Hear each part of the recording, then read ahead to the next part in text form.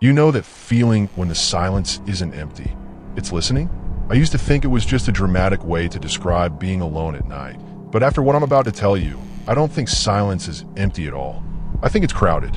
I think it's full of things that only move when the lights are bad and your heart is too loud to hear anything else. 3 calls to 911 taught me that.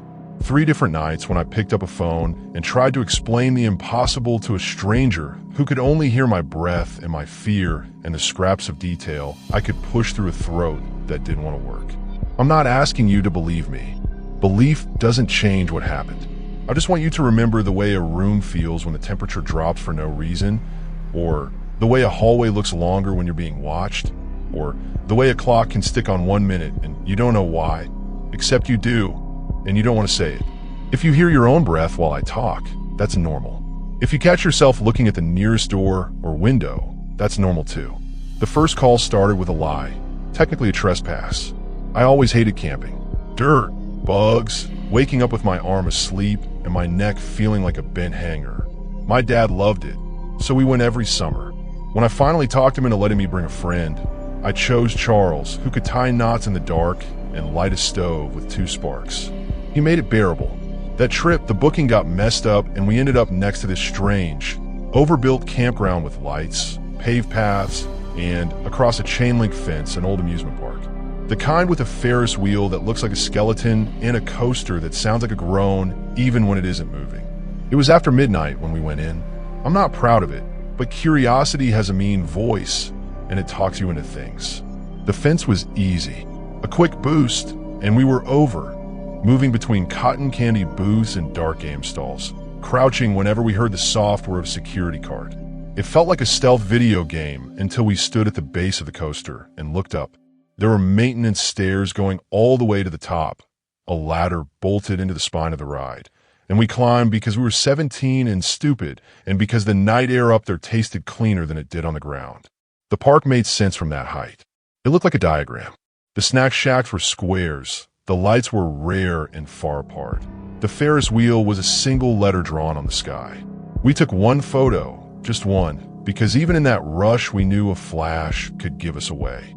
We climbed down carefully, counting the rungs and whispers, testing each one with a toe before shifting weight. When our feet touched the ground, we both smiled, relief that tasted like sugar, and then we heard wheels on asphalt.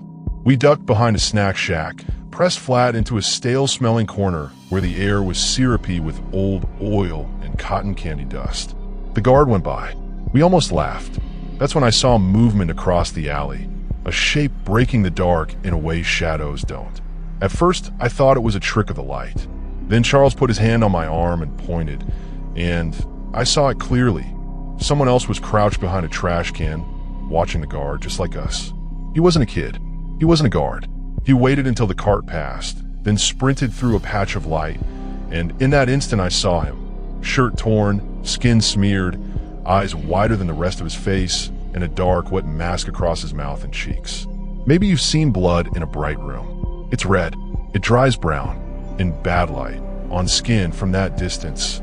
It looks like a color nobody uses on purpose. We froze. He disappeared around the corner. Charles whispered that we had to go now, and we did, staying low, moving when the wind hissed through the flagpoles, stopping when the park went completely still. We reached a fence and climbed. My hand shook so badly I slipped and scraped my wrist on the top wire. We dropped to the other side and ran to our tent without speaking. Inside the tent, the air felt colder than it had outside. I zipped it up and immediately hated the sound. Too loud, too bright. We lay there, each pretending to sleep because that was easier than admitting what we'd seen. My phone buzzed. No number. Just a single word. Open. I showed Charles, and his eyes changed. We didn't reply. We didn't move. We listened. There's a kind of quiet that doesn't feel empty. It feels like something else is making room for itself. We felt that.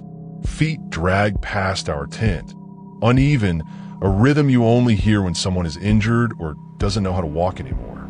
The shadow of a head passed across the thin window in the fabric, and then it stopped. Breathing. Not ours. Close enough to fog the plastic if there were any heat left in the world. The zipper twitched just a fraction like a test. Then sirens somewhere far off.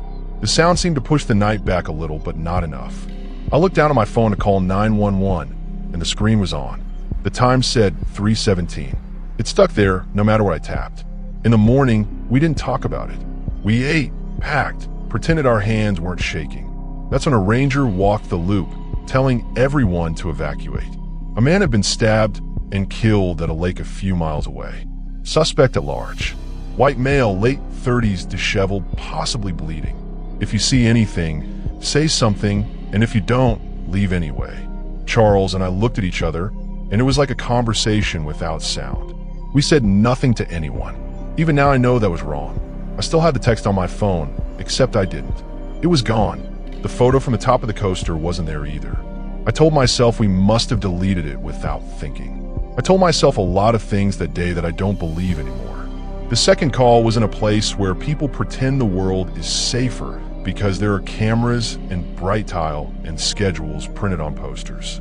The subway gives you that illusion. Movement equals control. I was a junior in high school, and I'd taken the same route every day that autumn. I got off at 96th Street without looking up, just following the mapped-out version of myself I'd worn into the world over months. The doors opened, and a figure stepped into the threshold. And if you've ever had your brain refuse to understand what your eyes are seeing, you know how those first 2 seconds felt. He was in a clown costume. Not the party store kind that smells like plastic bags. This was older, worn. Oversized red shoes, baggy pants, a yellow shirt with suspenders, white makeup imperfectly caked on, blue eyebrows painted too high, and no wig, which made it somehow worse. He didn't try to get on. He just stood there, blocking me. I took one step forward. He'd been at the waist, smooth as a puppet, until our faces were too close, and my spine made the decision for me. I ran. He moved after me with a broken rhythm, like his legs were tools he wasn't used to. I looked back once. His right hand was empty, and then it wasn't. A kitchen knife. You know, the kind you use without thinking, the kind that ends up pointed at someone's life when it isn't in a drawer. I reached the stairs, took them 3 at a time, and called 911 while I moved, because when your body thinks you're going to die, it does everything at once. I kept my voice low without meaning to. I told the dispatcher where I was, what I'd seen, that the platform was empty and the only other sound was the flicker of a bad fluorescent bulb. I said the service door at the bottom of the stairs was open a few inches, and every time the light buzzed and came back, it looked like it had opened a little more. Up on the street, the air felt like it had been washed in cold water. I stood near the entrance, phone at my ear, trying to breathe quietly. A private number flashed on my screen, and I answered because I thought it was the police. No one spoke. I could hear breath, then a wet laugh, too close to a microphone, and a whisper that I understood the second time only because it was slower. Go down without looking. I told the dispatcher. She sent a unit. One officer went below, while another stayed with me and asked me to repeat everything in simple words. I did. It felt like I was telling him a story I'd overheard. He was calm in that practiced way, and for a second it helped. Then the other officer came back up, shaking his head. Nobody down there. He checked the platform, the tunnel bleed, the service hallway, the end of the line. Empty. Cameras show you running, he said, but you're alone in the frame. I wanted to say that cameras can only see what happens in their world. I wanted to say that not everything lives in that world. I didn't. I took the water he offered and spilled most of it down my sleeve. He told me it was probably a prank, that 2016 was full of clowns causing trouble. He was kind about it in a way that made me feel small. As he radioed something, he frowned a little and added, almost like it was nothing, that one of the platform cameras froze at 3:17 for a few seconds and then resumed. It's strange what a single detail can do to your head. You can spend hours convincing yourself you made the whole thing up, and then a number like that drags you back into the dark. For weeks, I avoided that station. It didn't matter. Fear doesn't care about geography. At night, the hallway outside my apartment sounded wrong. Footsteps that didn't line up with a human stride, a knock that was maybe someone dropping a bag a few doors down, a shadow that pulled itself flat when I looked straight at it. The intercom buzzed once at 3:17 in the afternoon while I was home, and when I picked it up, I heard breath and something like the sound a balloon makes right before it pops. I changed my number. I slept with the television on. It didn't do anything. When you've been alone with something that watches you without blinking, you learn how much your own reflection can lie. On a morning when I made myself take the train, the platform light flickered and my phone stalled again at 3:17. Not long, just enough to make me scan the service door. It moved a fraction on its hinges and then stopped. I didn't go down without looking, but I thought about what would happen if I ever did. The third call felt the most ordinary at first, which is probably why I stayed as long as I did. I'd finished undergrad and needed money, and the job listing was too good. Night lifeguard at a budget hotel, 5 p.m. to 1 a.m., decent pay, steady hours. The only odd part was the line that said they preferred someone who didn't speak Spanish, which made no sense in a town where Spanish is as natural as air. I went anyway. The pool sat behind a low gate, a rectangle of water under dim lights, the surface smooth like something asleep. Behind my stand was a large building called the pool house. Nobody explained it. People with blue wristbands went in and out quietly, and my job was to unlock the door for them and keep my eyes on water. The first week was easy. Families, teenagers, kids, and inflatable floaties.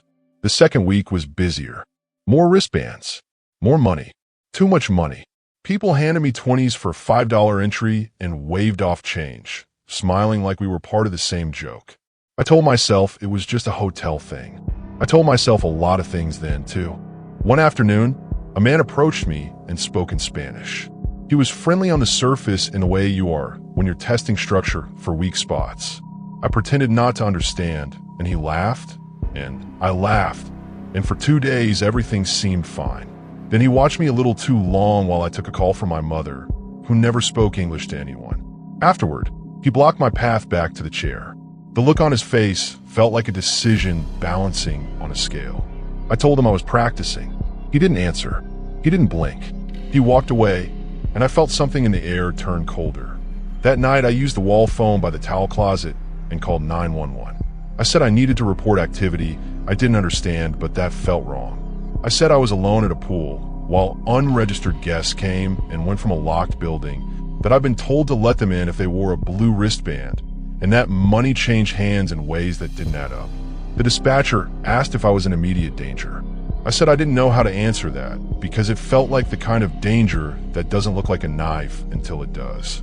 She offered to keep me on the line. She gave me a code, word to use if I needed help without saying it plainly.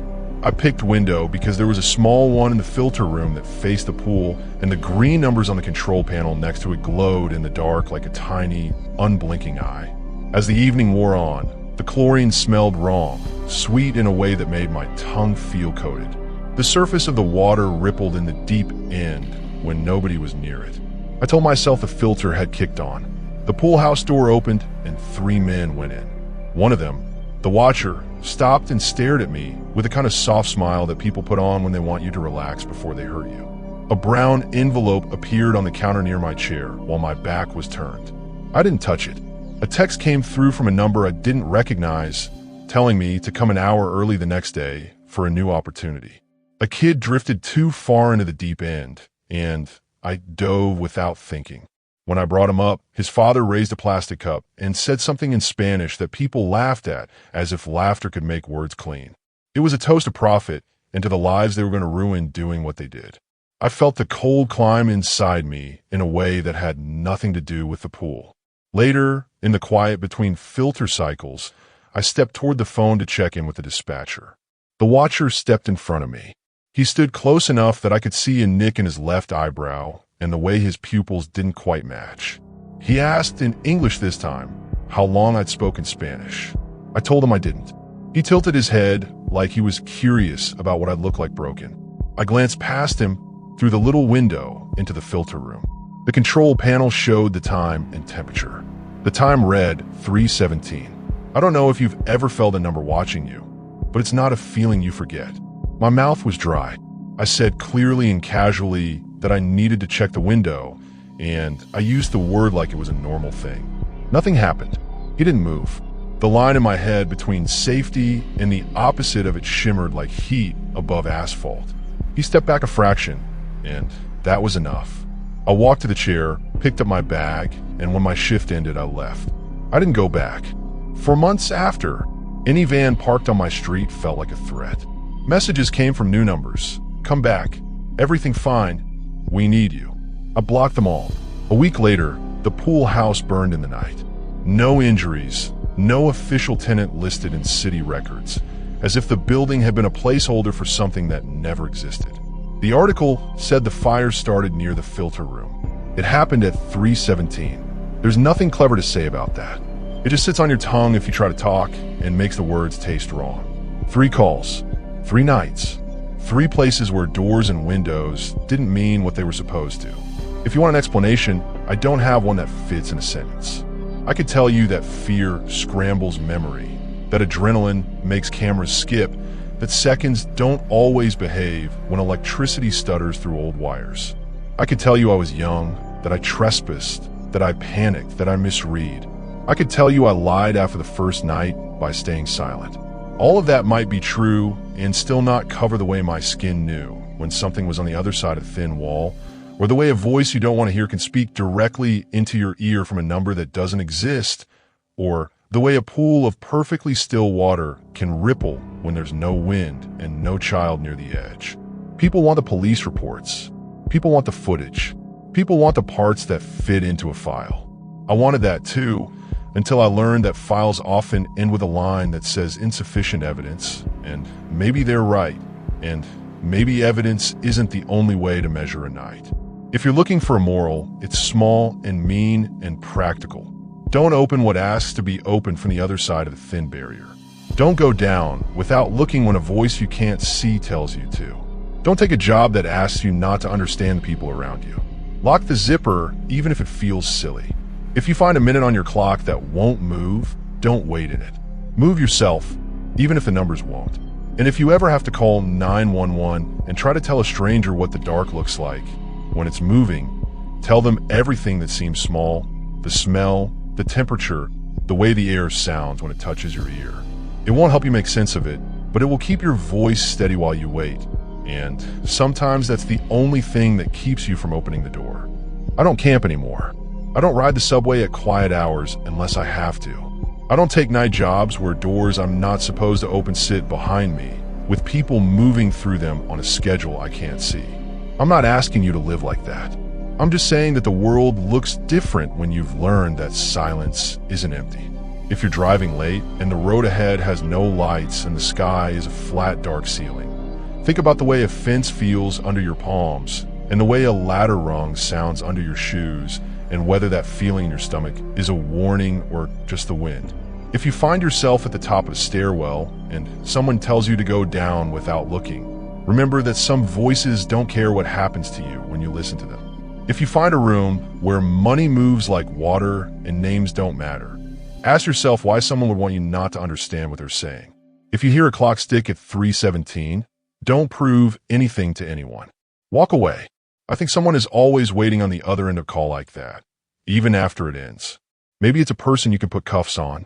Maybe it's something else. Maybe it's just the part of you that stands at the edge of a pool and imagines a hand rising from below, because you've learned that the surface isn't always honest. Maybe it's the part of you that keeps checking a tent zipper at dawn and will always swear it moved on its own. If you've ever been alone and felt a breath you didn't make touch your ear, you already know more than any report can teach you. You already understand why the dispatcher's voice felt like a rope in my hand and why I'm still holding the other end.